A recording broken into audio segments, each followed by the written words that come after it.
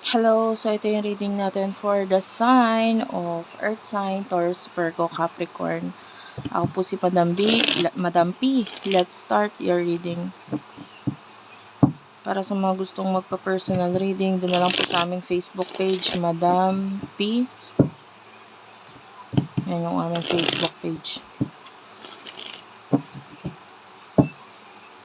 What do we have here for the sign of Earth sign? Pag di mo ma-search yung Facebook page namin, ilagay mo hashtag Madam PTV. Lalabas na yun. Okay, let's start. What do we have here? Wait lang, guys. Okay, so let's start.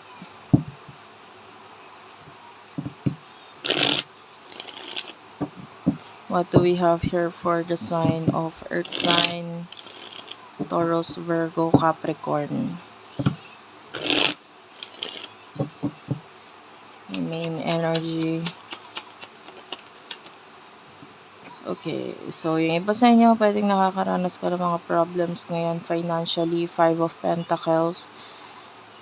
Pero, hindi pa rin nawawala yung mga taong sumusuporta or tumutulong sa'yo. Pwede ngayon with the Page of Pentacles, so may mga ginawa kang desisyon na parang medyo naging immature ka dito sa bagay na to, and maybe you have lost a lot of money already. Ngayon, with the Knight of Cups, ginawa mo lang naman yung tingin mo makakabuti, or there's something here na ginawa mo kasi gusto mo to, mahal mo to, gusto mo to, or you're happy with this. The Six of Pentacles, nagpakita ito ng excitement, and naturally, magaling ka dito sa part na to. Kaya lang, nakita tayo ng mga problems or financial difficulties or pagkawala. And maybe dahil doon sa mga risky na behavior or mga risk na ginawa mo with regards sa usaping pera. Mga hindi ka masyadong naging maingat. Pagdating sa love, sino tong person na kakonect mo? Person na kakonect mo pagdating sa love, spirit guides, angel guides.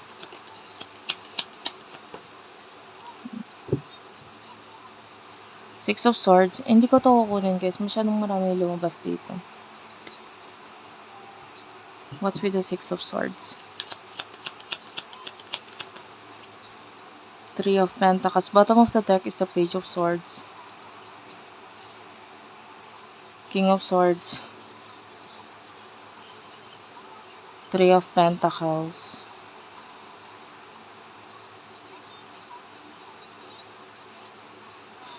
Okay. Nakita naman tayo ng this could be a person in the past. Parang nag-move on kasi siya ngayon. Nagfo-focus siya sa growth niya. King of Swords. Ang energy parang feeling na wala siyang pakialam na sa'yo. Page of Swords. Okay, the Devil. Oh, this is coming from a very immature, narcissistic, manipulator energy, and this could be the Knight of Swords. Especially kung siya, anong tawag dito?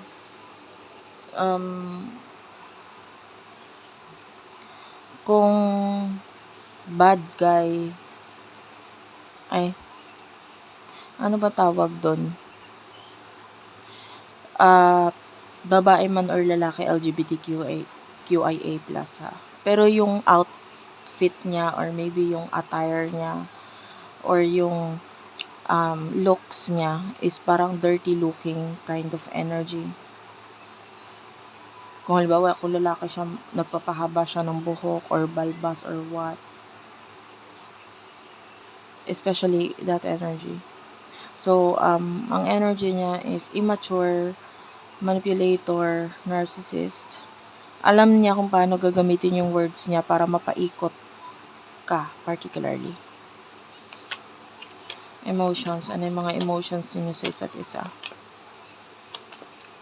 Especially kung may child or children kayong involved dito. Like, maybe this is your ex-wife, ex-husband. Ganun yung energy. Parang wala din siyang pakialam na ipinapakita dun sa mga bata. Pero kung wala naman kayong anak, okay lang. The Six of Cups, the Lovers.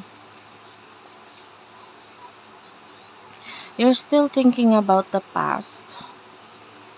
Yung pagsasama ninyo, relationship. Tell me about this. Five of Cups, sorry. So, nakikita natin nalulungkot ka, nasasaktan ka pa rin dito. Eight of Pentacles. But you're focusing on career, work, finances, money. So, nag-focus ka pa rin dito. Pero deep inside, hindi may kakailang nalulungkot ka or nasasaktan ka regarding sa inyo or sa past nitong taong to. Emotions niya for you. Four of Cups and World. Very distant. Masyadong malayo. Four of Cups.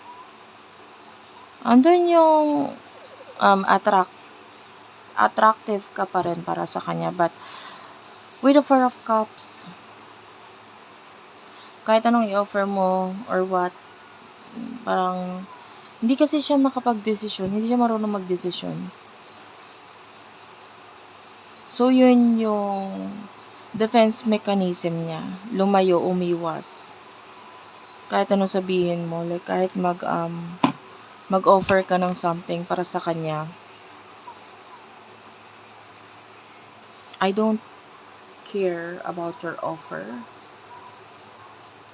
Ganon. Masyado siya mapagmataas. That's the energy. Taas ang ego.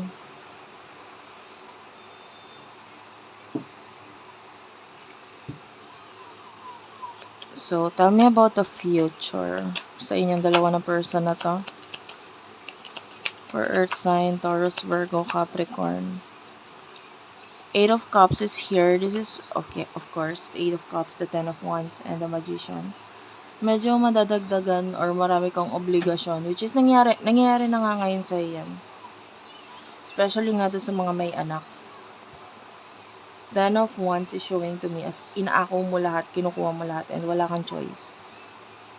Especially if ikaw yung babae or mother figure. Of course, wala naman tayong gender specific dito sa connection. So, may anak kayo, especially kung nasa yung mga bata. Yung iba naman, the Magician is here, like,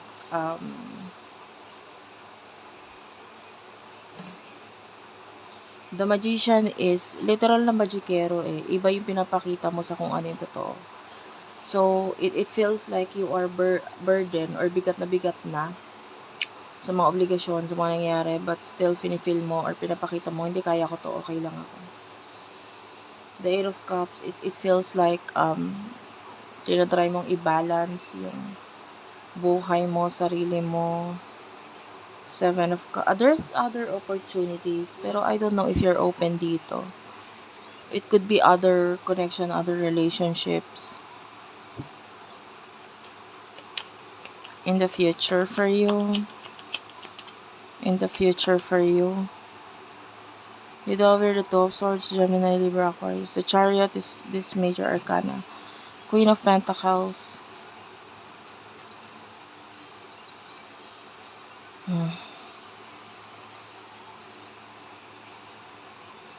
Taurus, Virgo, Capricorn.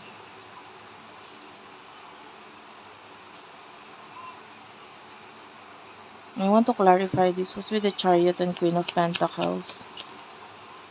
The Tower. Tell me about the Chariot, please. The Fool. This is a new energy. New person energy. Wait lang, guys. Okay, sorry about that. Anyway, the Tower and the Fool is here. This is parehong puro major arcana eh. And I feel like there's a new person na paparating. This could be a new person na magte-take ng risk, like pwedeng mag-travel or magkaroon ng pagkikita sa inyo, new person energy. And regarding the past, the Tower is nagpapakita. So talagang ending or wala na talaga. Especially pag natutunan mo na yung lessons mo para sa kanya. So, meron tayong mga bagong person na paparating sa'yo habang medyo hirap ka sa mga obligasyon or mga responsibilidad mo. Parang hindi ka pababayaan nitong taong to. Nitong new person na paparating sa'yo. Marami siyang kayang i-offer. Okay, so anyway, thank you for watching. I love you all, guys. Ingat kayo palagi and bye-bye.